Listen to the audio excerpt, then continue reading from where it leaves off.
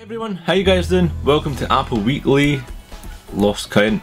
Really, it should be called Apple Monthly since I've not done one for a while. Apologies, but we are on a regular schedule. For those of you new to the channel, this is the show where I kind of cover everything Apple, what's gone on in the past couple of weeks in terms of stories, rumours, give you my feedback on it, and the whole purpose is so you guys can give your bit on it in the comments below. Before getting started, I would appreciate if you could check out flyders.com. Excellent accessory for your Magic Mouse. Getting on to the first story, some of you are going to be like, Zen, what on earth happened to the iMacs and Mac Pros? That is the question on not only your minds, but I think on everyone's mind. What happened despite having all these stock codes appear before WWDC? So here's what happened. WWDC keynote, there was no mention of iMacs or Mac Pros, and everyone was kind of eager to get some sort of a surprise once the online stores come back up. And when the keynote was happening, it was over. Everyone was waiting for their stores to come back on, and everyone kind of expected there to be new Mac Pros and iMacs. Lo and behold, stores come back on. There was a new section for a Mac Pro, the new title that comes up. A few hours later, people start digging in, and it's found that the new Mac Pro really isn't a new Mac Pro, as it doesn't have USB 3, doesn't have Thunderbolt, still using the old graphics card, the CPU is old. So Apple kind of done a sneaky one in that respect. There was nothing new about it. Yes, for some European countries, the only new thing about it was the price. They'd increased the price, yet keeping the specifications old. Why, oh why, does a Pro machine not get updated in 2 years and no word from Apple, and businesses and corporations are expected to just kind of hang on and see whether Apple will support this or not? Needless to say, after this conference, the WWDC, and when people found out this wasn't a new machine, there was a lot of moaning, and Apple removed the new logo. So needless to say, the Mac Pro community was annoyed, and one of them, or many of them, wrote to Tim Cook, and one of them got a genuine reply, and the reply was, as you can see on your screen, pretty much saying a new Mac Pro is coming in 2013.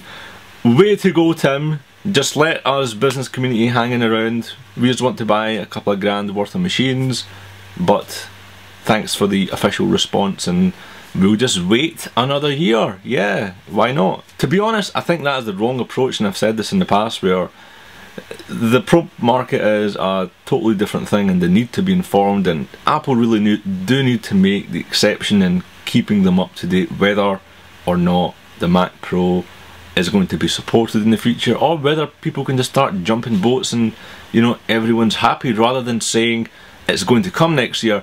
Now the thing is it really going to come next year? And if it is going to come next year, is it going to be an iMac Pro where you make a 30-inch screen and just kind of squash things in and you can't upgrade like with the new MacBook Pro Retina? You know, this is more of a, although they're still doing the MacBook Pros, this is the Retina, and you really can't change much inside yourself, you can't upgrade. So is the Mac Pro really going to be a Mac Pro, or is it going to be more kind of, you know, stopping you from customizing it, changing internal parts? And then there was a few people saying this email is fake and gay and all sorts. So some media organisations spoke directly to Apple spokespeople and PR departments, and Apple confirmed it, saying new Mac Pros will be coming in 2013, probably the end of 2013. I hope not. I hope it'll be before WWDC next year. So if you were waiting for a Mac Pro, leave it in the comments below as to what you've done, if you got it and got an Hackintosh, or can you wait another year? iMacs, no mention of it in the keynote, so the only thing was it's just going to come down later in the year. Specifically, July. Apple have blacked out dates in July for employees of the Apple Store, so they can't take vacations or time out because it's going to be an all hands on approach. And of course, Mountain Lion is probably the most likely situation why this has been blocked out for employees. But could it also be new iMacs and Mac Minis? Only time will tell, I guess. There's no rumours or indications or evidence pointing out to a refresh. Stock shortages haven't really been reported by retailers yet, but that is not to say come the next few days or next week or two we'll start to see stock dwindling, and if that does happen, it means new iMacs. I guess one of the sad things I'm hearing about the next generation iMacs from one source is there is going to be no Retina display. Huge downer. When I had the MacBook Air, the screen was awesome, and I never thought the Retina would really make that much of a difference. That is until when I had the Retina MacBook Pro. It is so fine, it is unbelievable, it's just much more of a joy to look at it. And my iMac is due for an upgrade because my Apple Care runs out later this year, and it's almost been 2 to 3 years since I've had it, so that is a record for me in having a Mac. So I was looking to upgrade my iMac, but if the Retina doesn't come, I might just hold on to it for that much longer. Yes, whatever happens, the next generation iMacs are going to get probably one more Thunderbolt port, USB 3, better graphics, maybe FaceTime will be 1080p HD or whatever, and you know, into the Ivy Bridge chipsets, more RAM, flash storage.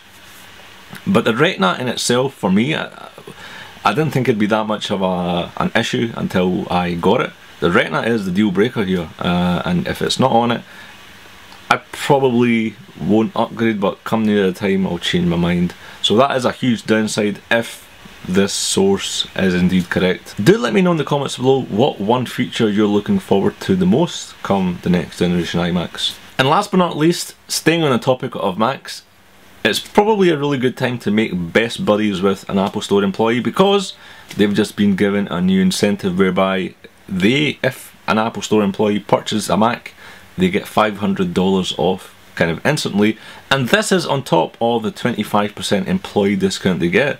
So really good times.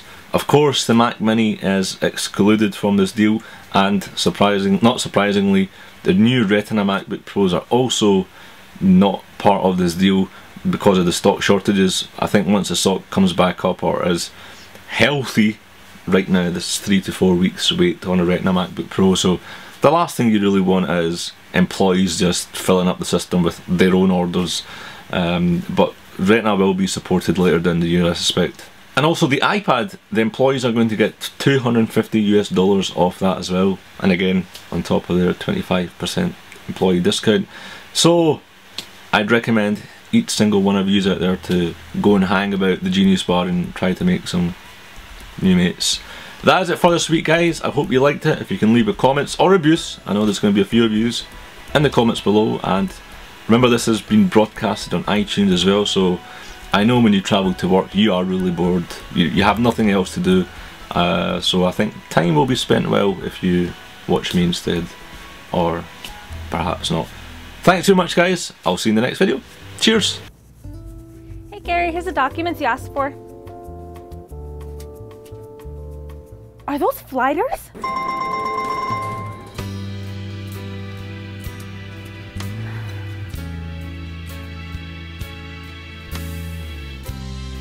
Fellas, tired of being that office nerd? Well, get your swag on with Flighters, the original slippers for your mouse. Get your flight on. And get your set of Flighters at Flighters.com. Make sure to follow us on Twitter and Facebook.